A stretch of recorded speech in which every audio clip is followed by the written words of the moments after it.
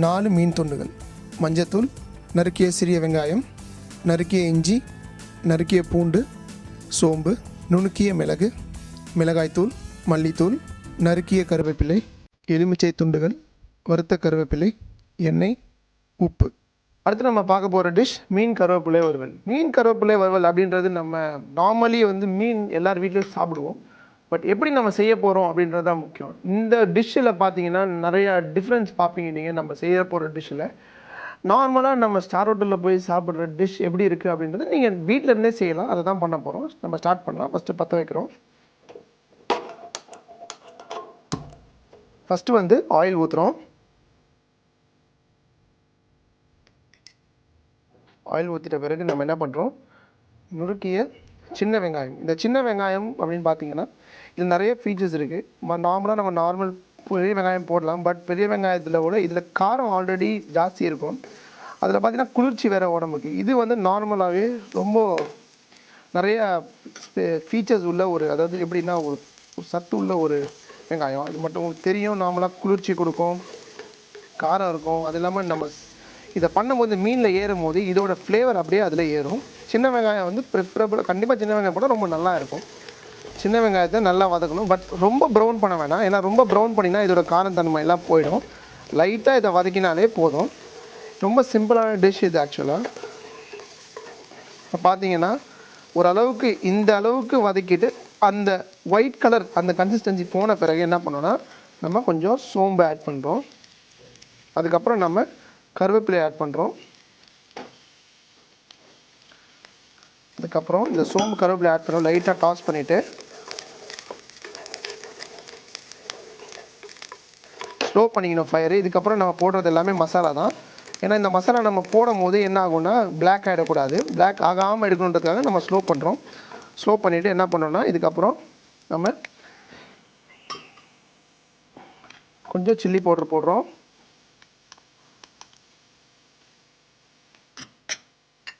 Turmeric powder போடுறோம். மல்லித்தூள் போடுறோம். மிளகு,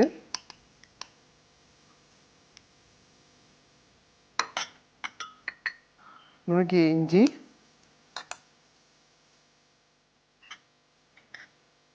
பூண்டு.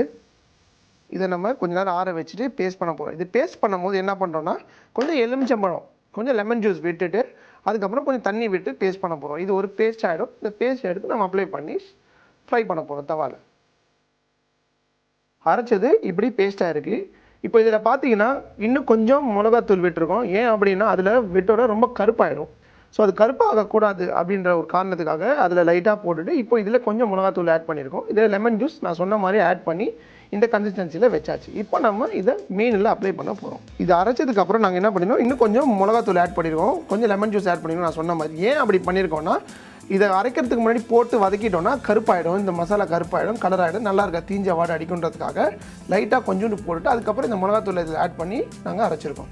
இப்போ இது மீன் மசாலா ஆட் பண்ண போகிறோம். அதுக்கப்புறம் தவாவில் ஃப்ரை பண்ணுவோம். இந்த மாதிரி ஒரு எம்டியான வெசல்ஸில் நம்ம என்ன பண்ணுறோன்னா இந்த நான் சொன்ன பாசா ஃபில்லே இந்த ஃபிஷ்ஷை போட்டுட்டு என்ன பண்ணுறோம், மசாலா நம்ம அரைச்சி வச்ச மசாலாவை போடுறோம். போட்டு நம்ம ஊற வைக்கிறோம். இது ஊறுறது பார்த்தீங்கன்னா கிட்டத்தட்ட ஒரு 1/2 அன் ஹவர் ஊறுச்சுன்னா ரொம்ப நல்லாயிருக்கும். இந்த மசாலாலாம் இறங்கி நீங்கள் வீட்டில் செய்யணுன்னா யாராவது கெஸ்ட்டு வராங்க அப்படி நீங்கள் செய்யணும்னு நினச்சிங்கன்னா 1/2 மணி நேரத்துக்கு முன்னாடியே போட்டு ஊற வச்சிங்கன்னா இது அப்படியே இந்த மசாலாலாம் இறங்கி மீனும் நல்லா சாஃப்டாகவும் ஆகிடும். அது இல்லாமல் இதுலேயே பாதி குக் ஆகிடும். ஏன்னா நம்மளுக்கே தெரியும் லெமன் ஆட் பண்ணியிருக்கு, அது இல்லாமல் சில்லி ஆட் பண்ணியிருக்கு. சில்லியும் லெமனும் ஆல்ரெடி ரொம்ப என்ன பண்ணால் ரெண்டு மிக்ஸ் ஆச்சுன்னா கம்மினா இருக்கிற எந்த ஒரு கறியாக இருந்தாலும் சரி, மீட்டாக இருந்தாலும் ஃபிஷ்ஷாக இருந்தாலும் சரி, இது உள்ளே போயிட்டு குக் பண்ணும். லெமன் கொஞ்சம் எப்போவுமே இதில் போடும்போது லெமன் ஒரு நம்ம சாப்பிட்ற கொஞ்சம் புளிப்பு ஜாஸ்தி இருந்துச்சுன்னா நல்லாயிருக்கும். ஏன்னா மீனோட வாடையை எடுக்கும். ஒரு 30 மினிட்ஸ் நான் ஊற வைக்க போகிறேன். மசாலா போட்டு இப்போ 30 மினிட்ஸ் ஊற வச்சுருக்கேன். கெஸ்ட்டு 1/2 அன் ஹவர் ஊற வச்சிங்கன்னா நல்லாயிருக்கும். இதில் பார்த்தீங்கன்னா நீங்கள் எப்போவுமே மேரினேட் பண்ணுறதுக்கு முன்னாடி கொஞ்சம் ஒரு எலுமிச்சை ஜூஸ் வந்து ஒரு பிஞ்ச் ஜாஸ்தி இருக்க மாதிரி வைங்க. ஏன்னா நீங்கள் போடும் போது அந்த எலுமிச்சை ஜூஸ் வந்து உள்ளே இறங்கிடுச்சுன்னா தெரியாது. அந்த புளிப்பு ஏன் நம்ம போடுறோம் அப்படின்னா மீட் குக்காகவும், ரெண்டாவது அந்த மீனோட அந்த ஃப்ளேவரை வெளியில் எடுத்துரும். சாப்பிடும் போது கரெக்டாக இருக்கும். ஜாஸ்தியும் போட்டாலும் ரொம்ப பிடிக்கும், ஜாஸ்தி போட்டாலும் ஒரு படி ஜாஸ்தி. அதுவும் இல்லாமல் காரம் கரெக்டாக ஓரளவு கொஞ்சம் தூக்கலாக போட்டிங்கனாலும் அந்த காரத்துக்கு கரெக்டாக இருக்கும். உப்பு எல்லாம் கரெக்டான அளவில் போட்டு மேரினேட் பண்ணி வைங்க. ஒரு 1/2 hour இப்போ நம்ம ஊற வைக்க போகிறோம். இதை ஊற வைக்கிறதுக்கு முன்னாடி கொஞ்சோண்டு எண்ணெய் விட்டு ஊற வைக்க போகிறோம். எதுக்காக அப்படின்னா ஓரளவுக்கு அந்த ஷைனிங் கிடைக்கும். நம்ம வறுக்கும் போது கூட இந்த மசாலா, அதாவது நம்ம போட்டுருக்கோம் தவாவில் ஒட்டாமல் இருக்கிறதுக்காக ஒரு 2 ஸ்பூன் எண்ணெய் ஊற்றி நம்ம ஊற வைக்க போகிறோம். இப்போ அப்படியே ஒரு 1/2 hour ஊற வைக்க வேண்டியது. இப்போ பார்த்தீங்கன்னா 1/2 மணி நேரம் ஊறிடுச்சு. நம்ம இப்போ வந்து ஃப்ரை பண்ண போகிறோம். கொஞ்சோண்டு எண்ணெய் விட்டு இந்த ஃப்ரைங் பேனில் ஃப்ரை பண்ண போகிறோம்.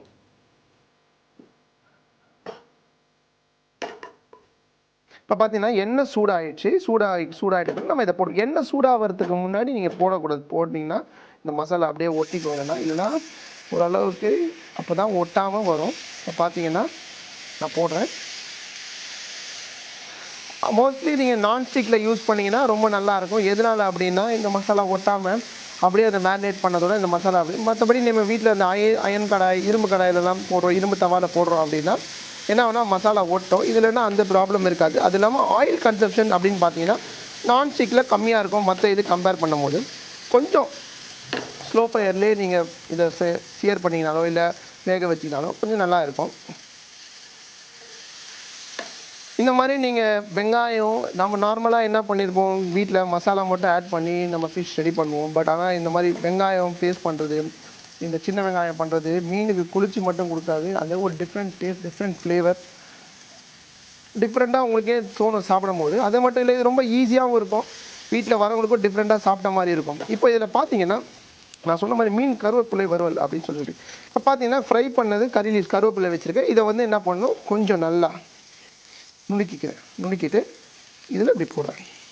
நல்லா இந்த மீனில் போடணும். எதுக்காகனா இந்த பேர் மீன் கருவேப்பிலை வறுவல். அது மட்டும் இந்த கருவேப்பிலை வந்து ஃப்ரை பண்ணால் தான் கடைசி நிற்கும். ஃப்ரை பண்ணாமல் வச்சுருந்தா அப்படியே கருவேப்பிலை பச்சையாகவே இருக்கும். அதனால் ஃப்ரை பண்ணிடும்.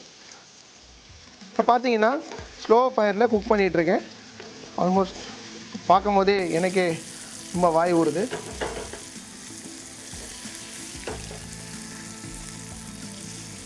இந்த பார்த்தீங்கன்னா இப்போ நான் குக் பண்ணுறது ஸ்லோ ஃபயரில் குக் பண்ணனால இதில் மசாலா இந்த பேனில் பார்க்குங்க மசாலா ஒட்டாது. எவ்வளோ மசாலா அதில் ஒட்டாது மீனில் ஏறுதோ அவ்வளோ இந்த மீனில் டேஸ்ட்டாக இருக்கும். அது மட்டும் இல்லை, நீங்கள் வஞ்சரத்தில் யூஸ் பண்ணலாம், இதில் இந்த வாசாப்பில் யூஸ் பண்ணலாம். எந்த ஒரு மீன் நல்லா ஒரு நமக்கு பிடிச்ச மீன்லேயே யூஸ் பண்ணலாம். ஆனால் எலும்பில்லாத மீனில் யூஸ் பண்ணோம்னா தான் இது நல்லாயிருக்கும். நார்மலாக இந்த சின்ன கட்லா இல்லைனா சங்கரா இந்த மாதிரி மீனெல்லாம் யூஸ் பண்ணோன்னா இந்த மசாலா வந்து அவ்வளோ அந்த அளவுக்கு நல்லா டேஸ்ட்டாக இருக்காது. இப்போ பார்த்தீங்கன்னா இப்போது எனக்கு நீங்கள் வீட்டில் செய்யும் போது உங்களுக்கு தெரியும் இந்த கருவேப்பிலையோட ஃப்ளேவர் நல்லா வருது. அதே மாதிரி நம்ம இந்த கருவேப்பிலை போடுறதுனால இது ஃப்ளேவர் அந்த மசாலாவில் இருக்கிறத விட்டு இதுலேயும் அப்போ அப்படியே ஏறும் க்ரோவாக ஏற அது கருவேப்பிலை டேஸ்ட் அப்படியே வரும். பாருங்கள், நல்லா இந்த மாதிரி ஒட்டணும். ஆக்சுவலாக கருவேப்பிலை இந்த சைடில் இந்த மீனில் பார்த்தீங்கன்னா நல்லா மசாலா ஒட்டியிருக்கு. சப்போஸ் இந்த மீனில் பார்த்தீங்கன்னா மசாலா கொஞ்சம் கம்மியாக இருக்குது. இந்த மாதிரி டைமில் நீங்கள் வந்து வேணும்னா கூட ஒரு டிப்புக்காக என்ன பண்ணால் கொஞ்சம் மசாலா அப்ளை பண்ணிக்கலாம். ஒரு சைடில் ஆல்மோஸ்ட் ஒரு சில மீனுக்கு தோல் இருக்கும். தோல் இருந்தால் தோலில் இந்த மசாலா வழுக்கிட்டு வந்துடும், ஒட்டாது அந்த அளவுக்கு. அதனால் இப்போ தோல் எடுத்த மீன் இல்லை தோல் இல்லாத மீன், அதனால தான் அந்த எலும்பில்லாத மீன் போடணும் அப்படின்னு சொல்கிறது. இப்போ பார்த்தீங்கன்னா இந்த மீன் வந்து முள் இல்லாத மீனில் போட்டிங்கன்னா தான் நல்லாயிருக்கும். ஏன் அப்படி சொல்கிறேன்னா, இது முள் இருந்துச்சுன்னா அந்த அளவுக்கு ஒட்டாது, நல்லா சாப்பிடும் போதும் நல்லா இருக்காது, ஓரளவு டேஸ்டியாக இருக்காது. பட் முள் இல்லாத மீனில் நீங்கள் வஞ்சிரம் இந்த மாதிரி பாசாப்பில்லை இந்த மாதிரி பாறை இந்த மாதிரி மீனெல்லாம் பண்ணிங்கன்னா, அதாவது நடு எலும்பு இருக்கிற மீனில் பண்ணிங்கன்னா ரொம்ப நல்லா மசாலா இறங்கியிருக்கும். அது மட்டும் தோல் இருக்கக்கூடாது. எவ்வளோ தோல் இல்லையோ அவ்வளோக்கு இந்த மீன் நல்லா இருக்கும். ஏன்னா தோலில் நார்மலாகவே உங்களுக்கு நல்லாவே தெரியும் மசாலா அந்தளவுக்கு ஒட்டாது. தோல் இருக்கிற மீன் குழம்புக்கு நல்லாயிருக்கும். ஆனால் தவாவில் ஃப்ரை பண்ணுறதுக்கு அந்த அளவுக்கு அட்வைசபிள் கிடையாது. அதாவது நல்ல ஒரு ஃப்ளேவர் டேஸ்ட்டும் கொடுக்காத அளவுக்கு இருக்கும். தோல் இல்லைன்னா ரொம்ப நல்லாயிருக்கும். இப்போ பார்த்தீங்கன்னா இந்த மீன் ரெடி ஆகிடுச்சு. நம்ம என்ன பண்ணோம்னா இது கடைசியாக ஃபினிஷ் பண்ணுறதுக்கு முன்னாடி கொஞ்சம் கொத்தமல்லியை போட்டுட்டு இதை ஃபினிஷ் பண்ண போகிறோம். அவ்வளோதான், இந்த மீன் ரெடி ஆகிடுச்சு. இப்போ பார்த்தீங்கன்னா உங்களுக்கே புரியும், இது சின்ன பசங்களுக்கு காரம் இல்லாமலும் பண்ணலாம். காரம் இல்லாமலும் நீங்கள் பண்ணணுன்னா மிளகாத்தூள் ஆட் பண்ணுறதுக்கு பதிலாக கொஞ்சம் மிளகாத்தூள் ஆட் பண்ணும்போது கொஞ்சம் கடலை மாவு ஆட் பண்ணிக்கலாம். கடலை மாவு ஆட் பண்ணிட்டீங்கன்னா இந்த கலரும் கொடுத்துரும், அது இல்லாமல் ஒட்டாமலும் வரும், பசங்களும் சாப்பிட்ற அளவுக்கு காரம் இல்லாமல் இப்போ நீங்கள் பண்ணி சாப்பிடுங்க. இப்போ பார்த்தீங்கன்னா ரெடி ஆகிடுச்சு. நான் டிஷ்ஷில் போட போகிறேன். இப்போ பார்த்தீங்கன்னா நான் இங்கே ப்ளேட் பண்ண போகிறேன். இதில் லாஸ்ட் டைம் சொன்ன மாதிரி தான், என்ன தான் நம்ம டேஸ்ட்டாக பண்ணாலும் அந்த ஃபுட்டை நம்ம எப்படி ப்ரெசென்ட் பண்ணுறோன்றது தான் ரொம்ப முக்கியம். நம்ம எவ்வளோ அழகாக ப்ரெசென்ட் பண்ணுறோமோ அவ்வளோ ஃபுட்டோட டேஸ்ட் நல்லாயிருக்கும். இப்போ பார்த்தீங்கன்னா இதில் இதுக்கு அக்காம்பனிமெண்ட் அப்படின்னு பார்த்தீங்கன்னா, இப்போ நம்ம நார்மலாக நிறையா வைப்போம், பட் ஆனால் ஆனியன் அப்படின்னு வைக்கும் போது காரத்துக்கு, இதில் இருக்க காரத்துக்கும் கொஞ்சம் நல்லா கடிக்கிறதுக்கு இதுலேயும் கொஞ்சம் காரம் கொடுக்கும், நல்லாயிருக்கும். அது மட்டும் இல்லை, ஆனியன் நார்மலாகவே நம்மளுக்கு சாப்பிட்றதுக்கு டெம்ப் பண்ணும். நம்மளுக்கே தெரியும், அந்த பிரியாணி சாப்பிடும் போது ஏன் நம்ம ரைத்தா, தயிர், கத்திரிக்காய் பச்சடி வைக்கிறோம் அப்படின்றது ரீசனே திகட்டக்கூடாது அப்படின்றதுக்காக தான். அதே மாதிரி தான் இதுலேயும் நம்ம வச்சுருக்கிறதையும். இப்போ நம்ம இந்த ஆனியன் ரிங்ஸ் வைக்கும் போது என்ன ஆகுதுன்னா, சாப்பிட்றவங்க சாப்பிட்றதுக்கு முன்னாடி சாப்பிட்டாங்கன்னா பசியை தூண்டும். அது மட்டும் இல்லை, இது ஆக்சுவலாக ஸ்டார்டர் அப்படின்றதுனால நம்ம ஆனியன் ரிங்ஸ் வைக்கிறோம். இப்போ பார்த்தீங்கன்னா இந்த ஆனியன் ரிங்ஸ், இந்த லெமன் ஏன் நம்ம வைக்கிறோம் அப்படின்னா, சப்போஸ் ஸ்பைசியாக இருக்கிறவங்க ஒரு சமயம் பிடிக்காது, அது மட்டும் இல்லை கொஞ்சம் மசாலா இருக்கிறவங்க பிடிக்காதவங்களுக்கு ஒரு ஸ்க்வீஸ் பண்ணி சாப்பிட்டாங்கன்னா இது ரொம்ப நல்லாயிருக்கும். இப்போ பார்த்தீங்கன்னா இந்த டிஷ் ரெடி ஆகிடுச்சு, வாய் விடுற அளவுக்கு ரெடி ஆகிடுச்சு. இந்த டிஷ்ஷோட உங்களுக்கே நான் ஃபஸ்ட்லேருந்தே சொன்ன மாதிரி இந்த டிஷ்ஷை பார்க்கும்போது உங்களுக்கு சாப்பிட்ணுன்னு தோணும் கண்டிப்பாக. ஏன்னா இதில் இருக்க மசாலாஸ், இதில் இருக்க இன்க்ரீடியன்ட்ஸ் எல்லாமே வந்து ஓரளவு கரெக்டாக பொருந்தி கரெக்டாக பண்ணிடும். அதே மாதிரி நீங்களும் நான் சொன்ன மாதிரியே பண்ணிங்கன்னா கண்டிப்பாக இந்த ஃபிஷ் நல்லா வரும்.